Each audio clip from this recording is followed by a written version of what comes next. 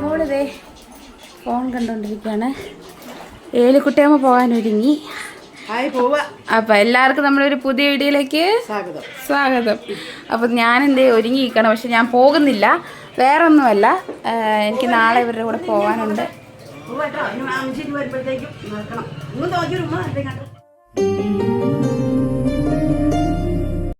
ഞാനും കൊടുക്കട്ടെ, ഞാനും പോവാ. ഞാൻ തരട്ടെ. വീഴരുത്, ആദ്യത്തെ കണക്ക് കുത്തി അങ്ങ് വീഴും.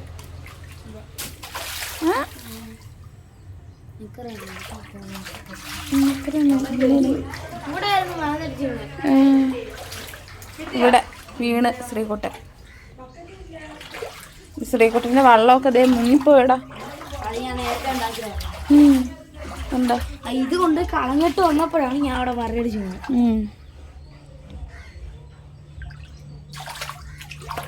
അതെ,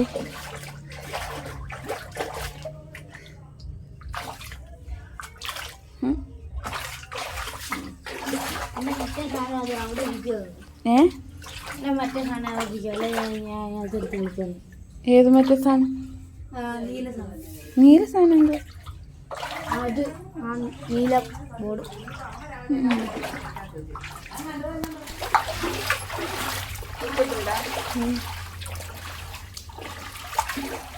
സാബു അവിടെ കൊണ്ട് പോയെന്ന് തോന്നുന്നു.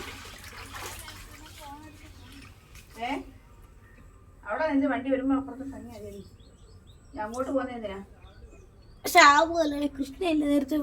കൃഷ്ണ ഇവിടെയല്ലല്ലോ.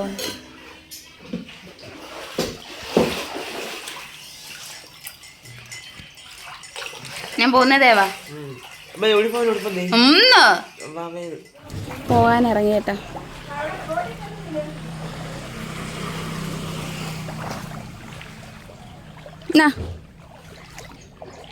അയ്യോ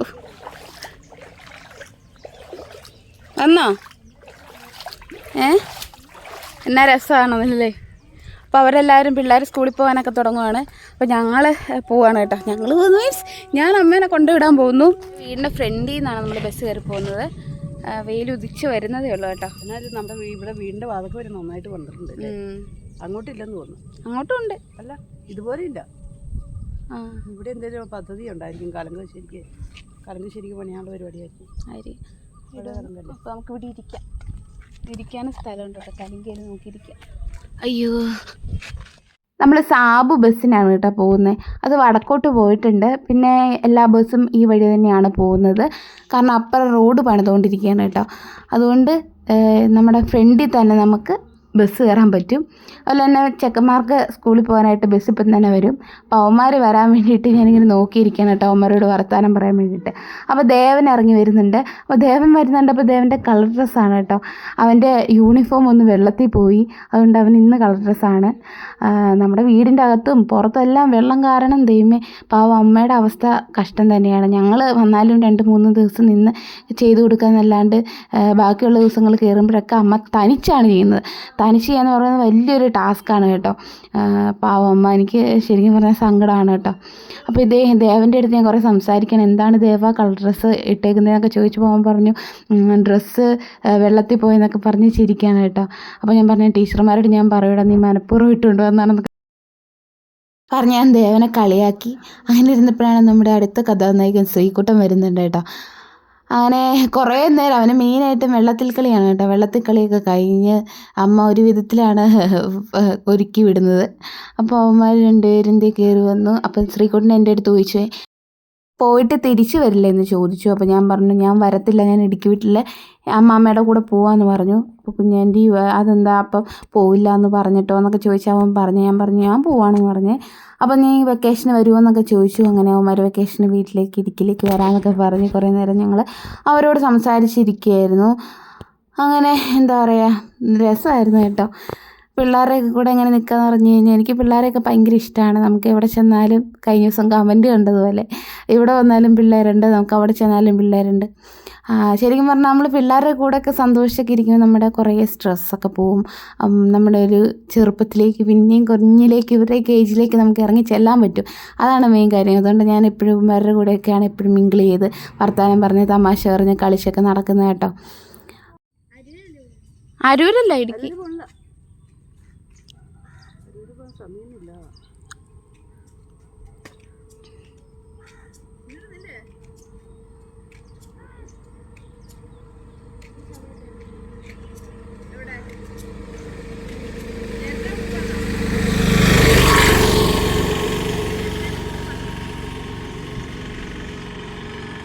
ബസ് വരുന്നുണ്ട് കേട്ടോ.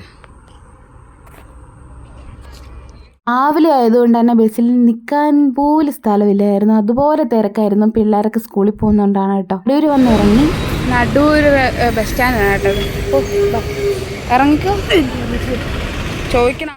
അപ്പോൾ അമ്മ പോകുന്നതിൽ എനിക്ക് നല്ല സങ്കടമുണ്ട് കേട്ടോ. അമ്മ പിന്നെ ജോലിക്കൊക്കെ പോകേണ്ടതുകൊണ്ടാണ് അമ്മ വേഗം പോയത്. എനിക്ക് കോഴിക്കോട് പോകേണ്ട ഒരു ആവശ്യമുണ്ട്. അതുകൊണ്ട് എനിക്കിപ്പോൾ അമ്മയുടെ കൂടെ പോയി കഴിഞ്ഞാൽ പിന്നെ അങ്ങോട്ടും ഇങ്ങോട്ടും ട്രാവലിങ് ഭയങ്കര ബുദ്ധിമുട്ടാണ്. അതുകൊണ്ടാണ് കേട്ടോ എനിക്ക് അമ്മയുടെ കൂടെ പോകാൻ പറ്റാത്തത്. പിന്നെ അടൂർ വന്നിട്ട് നിങ്ങൾ ഒരു മണിക്കൂറല്ല 1.5 മണിക്കൂറാണ് ഇരുന്നത്. അതുപോലെ താമസം ഉണ്ടായിരുന്നു ബസ് വരെ. ഒരു ബസ് ഞങ്ങൾ ചെന്നപ്പോഴത്തേക്കും പോയായിരുന്നു. എന്തായാലും കോഴിക്കോട് പോയിട്ട് വേഗം തന്നെ തിരിച്ചു വരാം. പിന്നെ അമ്മേനെ ഹോസ്പിറ്റലിൽ കൊണ്ടുപോകണം, അങ്ങനെ കുറച്ച് കാര്യങ്ങളൊക്കെ ഉണ്ട്.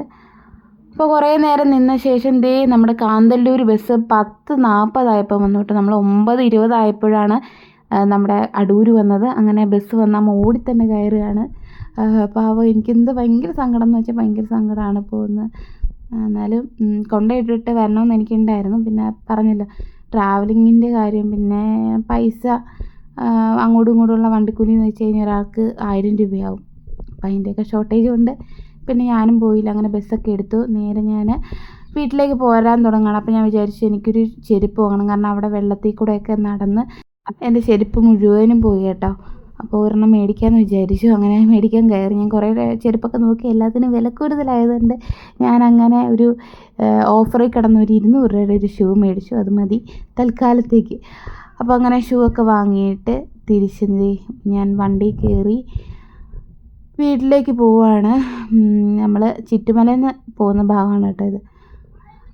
പിന്നെ നമ്മുടെ ചുറ്റുമലയിൽ വന്നൊരു നാരങ്ങ വെള്ളമൊക്കെ കുടിച്ച് വീട്ടിൽ പോയി. കാരണം രാവിലെ ഞാനൊന്നും കഴിച്ചിട്ടുണ്ടായിരുന്നില്ല, നല്ല വിശപ്പുണ്ടായിരുന്നു. അതുകൊണ്ട് ഒരു നാരങ്ങ വെള്ളം കുടിക്കാമെന്ന് വിചാരിച്ചു. അങ്ങനെ നാരങ്ങ വെള്ളമൊക്കെ മേടിച്ച് കുടിയൊക്കെ കഴിഞ്ഞിട്ട് അവിടെയും പോയി ദൈവമേ ഒരു 1.5 മണിക്കൂർ. കാരണം ബസ് ഒരെണ്ണം പോയിട്ടുണ്ടായിരുന്നു, ഞാൻ മീൻ മേടിക്കാൻ പോയപ്പോഴത്തേക്കും. അങ്ങനെ ബസ്സൊക്കെ പോയി നാരങ്ങ വെള്ളമൊക്കെ കുടിച്ച് ചുറ്റുമലയിൽ ഇങ്ങനെ കാത്തിരിക്കുകയാണ് കേട്ടോ. ശേഷം വണ്ടി എടുത്തു. ഇപ്പോഴും എൻ്റെ മനസ്സിൽ ചെറിയ സങ്കടങ്ങളും കാര്യങ്ങളൊക്കെ ഉണ്ട്. എന്ത് പറയാനാണ്, സങ്കടപ്പെട്ടിട്ട് കാര്യമില്ലല്ലോ, നമുക്ക് മുന്നോട്ട് ഓരോ കാര്യങ്ങൾ ചെയ്തല്ലേ പറ്റുള്ളൂ. അപ്പോൾ എന്തായാലും നമ്മൾ കോഴിക്കോട് പോയിട്ട് വേഗം വീട്ടിലേക്ക് പോകും. പോയിട്ട് നമുക്ക് കാര്യങ്ങളൊക്കെ നോക്കാം എന്നൊക്കെ പ്ലാൻ ചെയ്യുകയാണ് ഞാൻ. അപ്പം ലിജിമോൾ തിരുത്തേരെ എന്നെ വിളിച്ചുകൊണ്ടിരിക്കുകയായിരുന്നു, എവിടെ എത്തി എന്ന് ചോദിച്ച്. കാരണം എൻ്റെ കയ്യിലാണ് കറി വെക്കാനുള്ള മീൻ ഇരിക്കുന്നത്. അപ്പോൾ വീട്ടിൽ ചെല്ലുക, മീൻ കറി വെക്കുക, അതൊക്കെയാണ് ഇന്നത്തെ പ്ലാന്. അപ്പോൾ നമ്മുടെ വീഡിയോ ഇത്രയൊക്കെ ഉള്ളൂ. അപ്പോൾ വീഡിയോ ഇഷ്ടപ്പെട്ടാൽ എന്തായാലും എല്ലാവരും ലൈക്ക് ചെയ്യാനും ഷെയർ ചെയ്യാനും സബ്സ്ക്രൈബ് ചെയ്യാനും കമൻറ്റ് ചെയ്യാനും ഒന്നും മറക്കരുത്. അപ്പോൾ അടുത്ത വീഡിയോ കാണുന്നവരെ എല്ലാവർക്കും ബൈ. എല്ലാവരും സന്തോഷമായിട്ട് ഹാപ്പി ആയിട്ടിരിക്കുക. Okay, by.